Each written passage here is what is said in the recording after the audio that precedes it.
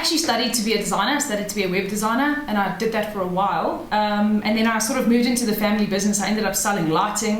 I think it almost killed me after about 2 years. And I was quite like active on social media, so I discovered Twitter, and I was kind of figuring that out. And I was really like, I've always sort of been like obsessed with like Google and self-teaching and teaching yourself how to do things. So I was following what was happening in the ad world and that sort of stuff quite closely, but not really sure like that's cool, I could do that as a job, but I don't really know how I would do it. I'm like not experienced, I don't have any experience or anything like that.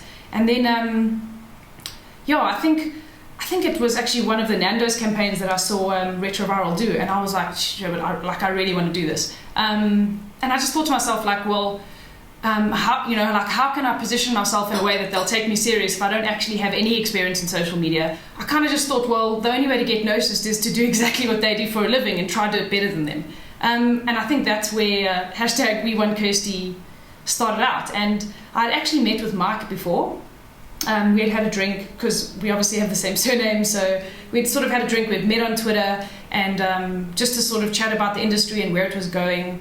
And at that point I wasn't really sure I was going to apply to Retroviral or not. And so I created this post, and I was just like, if I could just make something go viral, they'll notice me. So I kind of created this post that was basically a post to say like why Retroviral should invite me around for an interview. And it was a detailed list of 10 things which were written in a very like unique Kirsty way, not very formal and that sort of stuff, and I may or may not have kissed a horse somewhere along the line of those 10 points, so that always gets you extra points, definitely. And I just tweeted it on Valentine's Day actually, and it was 10 reasons why Mike Sharman should invite me around for an interview, and I tweeted it, and I tweeted it to a few people in the industry that I had been following for the last couple of months. And they obviously read it, liked it, and they just started retweeting it, and it sort of snowballed from there.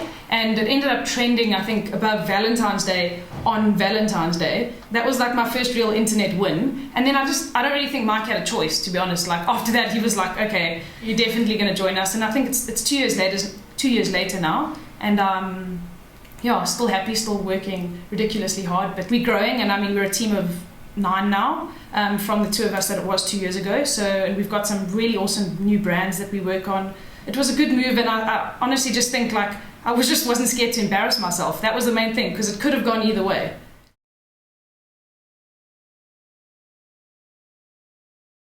The interesting thing about being digital, and this was something I kind of taught myself getting into it, was that you can really do anything you want. As long as you are willing to take the time to teach yourself and research how to do it, YouTube will pretty much teach you anything.